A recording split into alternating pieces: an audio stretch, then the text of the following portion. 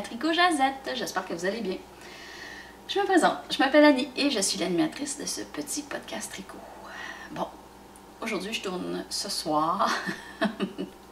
Yay! Première journée de vélo! J'allais travailler à vélo! Yay!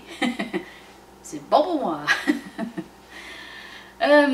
Bon, petit podcast un petit peu particulier aujourd'hui parce que, imaginez-vous donc que la première, c'est, je crois, de souvenir, la première fois que je n'ai pas de tricot sur mes broches que je peux vous montrer. Ah, attention, hein? Vous avez dit, oh, elle a arrêté de tricoter. Non. Donc, j'ai un projet présentement. C'est cadeau surprise, maman. Je peux pas vous le montrer. Je peux juste pas vous le montrer parce qu'elle va le voir. Je veux garder la surprise. Ça avance bien. Elle va être super contente. Mais je vais le garder. Je pense que je vais vous tourner un petit podcast pour vous le montrer. Puis après ça, je vais le publier juste après y avoir donné. Sinon, c'est mortel. Elle va le voir. OK. Donc, sur les broches présentement, projet mystère, je peux pas vous le montrer. Alors, on va passer à l'étape numéro 2. Il va être court ce podcast-là aujourd'hui. J'ai terminé le châle. Oh ouais, je suis contente. OK, je vous montre. Résultat final a l'air de ceci. Bon, vous voyez la bordure en bas, là? J'essaie de vous la montrer. C'est mon choix. J'ai trouvé quelque chose que je trouvais qu'il venait rechercher. Je vais essayer de parler, de le voir et de vous en parler en même temps. Vous voyez le bas, ça fait comme des triangles ajourés avec une petite pointe ourlée. C'est pas pointu, là, c'est vraiment un rond. C'est un rond. Donc c'est des petites pointes, on dirait des petites pointes de pizza en bas. Et je trouvais que l'ajouré venait rechercher bien mon petit grillage en haut. C'est un peu dans la même philosophie, ça fait un peu de la même façon, donc un petit peu différent, mais ça ressemblait pas mal. Alors au visuel, je trouvais que c'était bien. Et puis, oui, il remonte comme ça, là. Il fait des ailes comme ça. Je suis bien contente du résultat final. J'étais pas sûre pour ma laine, mais c'est agréable. Les petits raccords un peu partout. Malheureusement, il est obligatoire et on les voit pas beaucoup. Mon perlé, ça dépend sur quoi on le porte. On le voit et on le voit pas parce que mon fil est trop mince. Alors on voit plus l'air à travers. On voit le soleil. Mais c'était l'idée, hein? On voulait quelque chose d'ajouré. Alors voilà, très contente. Maintenant, présentement en rédaction du modèle, c'est toujours facile de le faire, pas toujours facile de l'écrire comment le faire. Alors je suis à cette étape. J'ai des petites choses qui sont un peu... comme on peut voir la façon que la grille s'installe d'un côté, ici, là. Il y a comme l'ajouré arrive sur le rebord. De l'autre côté, pas toujours. Donc, il y a un petit côté qui est comme plus opaque que l'autre. Bon, faut s'arrêter, là. Faut s'arrêter pour le voir, là, mais les petites choses qui sont... que je pourrais essayer de voir comment je pourrais l'améliorer, mais je veux garder l'esprit de la grille, puis la grille, l'effet est bon, là, donc... voilà, je regarde voir ce qui est possible de faire sur les petites choses qui me fricotent l'œil. Et puis, pour la bordure, j'ai trouvé ça vraiment le fun parce que une fois que j'étais rendue à la pointe, j'avais toutes mes mailles sur mon aiguille. Et là, je suis partie, j'ai remonté, c'était sur 12 ou 16 rangs, 12 ou 16 rangs, je me souviens plus. Et puis, on avance comme ça. Et donc, je revenais rattacher chaque maille sur le retour, sur le retour, sur le trou. Donc, il n'y a aucune couture, ça s'est tout bien glissé sur le long. J'étais vraiment contente. Vraiment contente. À la fin, juste cacher les petits bouts de fil qui restent. Yay! Et j'ai vraiment pratiquement utilisé toute ma balle. J'en avais pour 450 mètres. C'est quand même une belle quantité. C'est assez pour faire un petit châle d'épaule. Il fait quand même mes bras bord en bord. Du bout au bout, il fait tout mon corps. Il le fait. Alors, il tient bien, mais il n'est pas très large par contre. Là, je l'ai fixé, il fait environ 30-35 cm de large, à peu près. Ça, je le compte. Je sais pas. Je ne l'ai pas évalué. Alors voilà. Projet Espoir de printemps complété. Je vous ai rejoint. Wouhou! Je sais pas s'il en reste. Il faudrait que je retourne voir sur le groupe qui n'ont pas terminé, qui sont sur le rebord. C'est bon. Ça finit vendredi. Alors, let's go, vous êtes capables. J'ai bien hâte de voir tout ça. Hey, on a eu beaucoup de participation. Merci la gang, c'était vraiment le fun.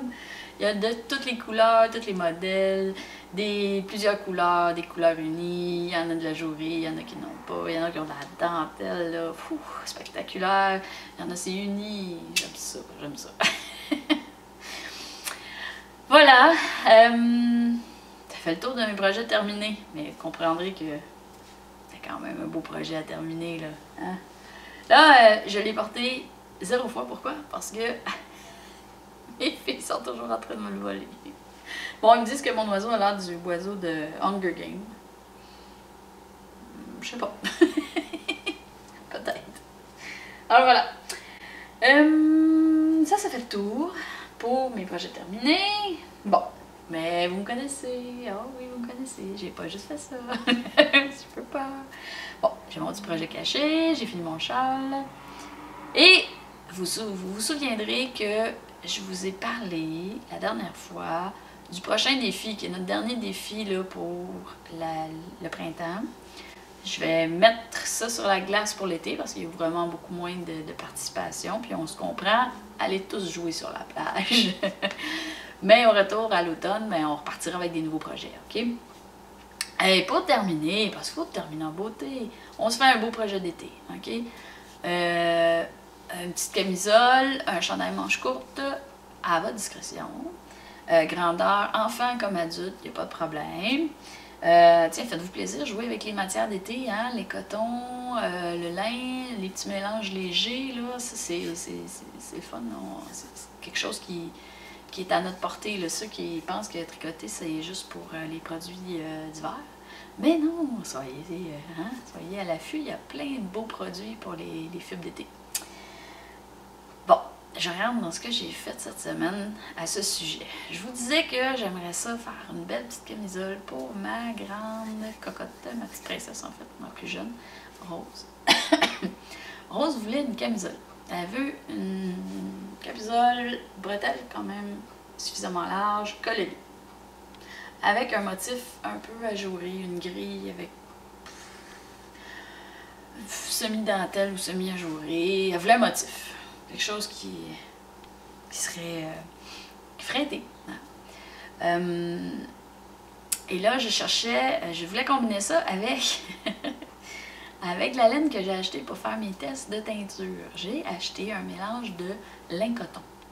Et je voulais l'utiliser pour faire ça. J'en avais acheté juste assez pour faire des tests. J'en ai quand même 4 balles. 4 balles, ça devrait, pour ma cocotte, là on s'entend, là, pour ma cocotte, je pense que j'en ai assez pour lui faire un petit quelque chose. Si je pars des épaules en descendant, col élevé, pas de manche, d'après moi, ça pourrait y faire la longueur complète. Mais comme c'est une camisole d'été, je pourrais à la limite me rendre au bout de ma laine, puis arrêter où ça arrête. Si ça arrête au nombril, ça arrête au nombril. Si ça arrête aux hanches, ça arrête aux hanches. Puis si ça arrête unique, ben tant pis, ça arrête unique. Je pense pas que ça va arriver. Ça arrête unique, elle pourra décider à quelle longueur elle veut qu'on l'arrête, là. Et je cherchais à faire des tests de teinture. Et en faisant mes tests de teinture, j'ai osé. Ok, je vous explique. J'avais vu dans les manuels que la teinture à base de pelure d'oignon, ça pouvait être très sympathique pour les débutantes en teinture. Cependant, de l'oignon, j'en mange en quantité restreinte, là. J'épluche pas un sac d'oignons chaque soir. Alors, ce que j'avais demandé à mon conjoint, c'est de m'aider. Et quand on faisait à manger, on prenait nos pelures d'oignons et on les mettait dans un petit sac au congélateur. Okay? sac au congélateur, puis sac au congélateur. Finalement, je me suis retrouvée avec deux bons sacs de plures d'oignons. J'en ai pris un en disant, tiens, faisons le test. J'en avais un qui était mélangé des plures d'oignons rouges et des plures d'oignons jaunes. J'en avais un qui était pas mal 100% plures d'oignons jaunes. J'ai pris celui qui était 100% plures d'oignons jaunes. J'ai fait un test. J'étais vraiment contente. Vous devriez voir le résultat que j'ai obtenu. La petite bout de corde, j'ai fait comme wow! Alors j'ai dit, bon, ça y est, je lui ai montré ça à Rose. Écoutez, elle a dit, c'est ça que je veux, c'est la couleur du soleil. Je veux ça, je veux ça, je veux ça. Là, j'ai pris mes balles que j'avais et j'ai osé, je les ai mises dans mon chaudron à teindre et j'ai espéré que ça marche bien. Voici ce que ça donne. Et regardez-moi le jaune. C'est-tu pas assez super, ça? J'ai fait des tests aussi avec les autres fibres que j'avais. Ils ont sorti plus orangé. Mais je les ai laissés plus longtemps et c'était pas la même fibre. Ça ici, c'est vraiment coton lin. Et puis, vous vous souvenez des autres tests que j'ai fait, ils n'ont pas toujours sorti. Le coton lin, il absorbe pas toujours bien la couleur comparé à de la laine, de la fibre animale. Et là, écoutez, j'étais soufflée. C'est jaune or, c'est vraiment le jaune soleil que Rose espérait. Ils ont vraiment sorti comme ça. Alors, qu'est-ce que j'ai fait? J'ai pris mes pelotes que j'avais achetées, je les ai roulées en écheveau là, pour me permettre à... pour permettre à ma fibre de ne pas être trop serrée, de pouvoir se teindre correctement. Et puis, je les ai attachées juste très lâchement dans le haut des chevaux. Et je les ai tous mis ensemble en même temps. Et je les ai tous sortis en même temps pour avoir une couleur vraiment uniforme. Okay? Que toutes mes balles aient exactement le même temps d'absorption dans la même bassine. Okay? Écoutez, c'est tellement facile, là, c'en est ridicule. J'ai pas complété mes tests parce que vous comprendrez bien que la teinture maison, il faut que ça tienne la route. Il va falloir que ça tienne au lavage, que ça tienne... Bon. Mais vu que c'est un morceau pour ma fille, qu'elle va porter dans le cours, qu'elle va porter pour aller à l'école, si beau, ben, c'est pas grave qu'il perde sa couleur. Mais je vais pouvoir vous le dire. Ça va être le fun, je pense, de partager avec vous le résultat de ce test-là. Mais grosso modo, j'ai simplement fait bouillir mes plures d'oignons dans un gros bac d'eau pendant une vingtaine de minutes, une demi-heure. 20 minutes, une demi-heure. Là, j'avais une couleur, j'ai attendu d'avoir une couleur, puis la couleur était une espèce de orange ambré, là, OK? Après ça, j'ai fait mes tests de laine, j'ai pris des bouts de ficelle, puis je les ai teints dedans, OK? Je les teins pendant 20 minutes, je les teins pendant 10 minutes, je les teins pendant 4 minutes. Ça ici, c'est 4 minutes de teinture pour arriver à un jaune or. Si je le laissais plus que ça, 10 ou 20 minutes, là, j'arrive à des couleurs très orangées. Mais une couleur orangée, une belle couleur orangée aussi, là, elle est vraiment belle. Si vous cherchez de l'orangé, c'est une belle façon de l'obtenir.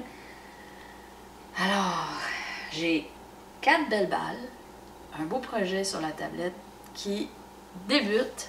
Là, je vous invite à me joindre à moi. À partir du 1er mai, OK? Vous choisissez un modèle, vous l'inventez, vous le faites maison, vous le faites au crochet ou au tricot. J'ai pas d'objection, OK? Le hobby qui vous plaît, qui vous tente. Et puis, on se donne jusqu'à la fin du mois de juin. Hein? Donc, mai-juin consacré à ce projet-là. Pour la plupart, ça ne représente pas 2 mois de travail, mais ça donne la chance à tout le monde d'y participer.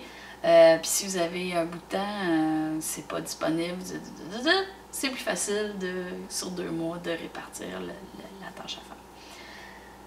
Et puis voilà, hein? C'est notre dernier projet pour cette saison-ci. Alors, choisissez votre couleur, choisissez votre matériel, choisissez votre modèle. Je vais partir la discussion sous peu dans Ravelry, dans le groupe Tricot Jazette. Donc, je vous invite, si vous ne connaissez pas l'outil, vous allez sur ravelry.com.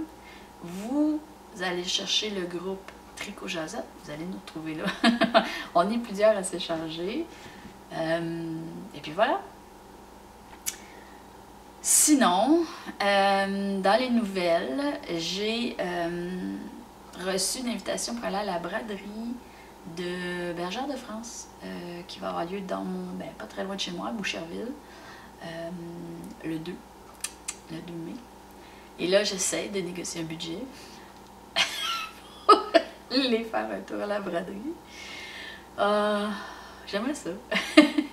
Je sais pas. On va voir, là. Faut que je trouve une façon de convaincre. Pas faite.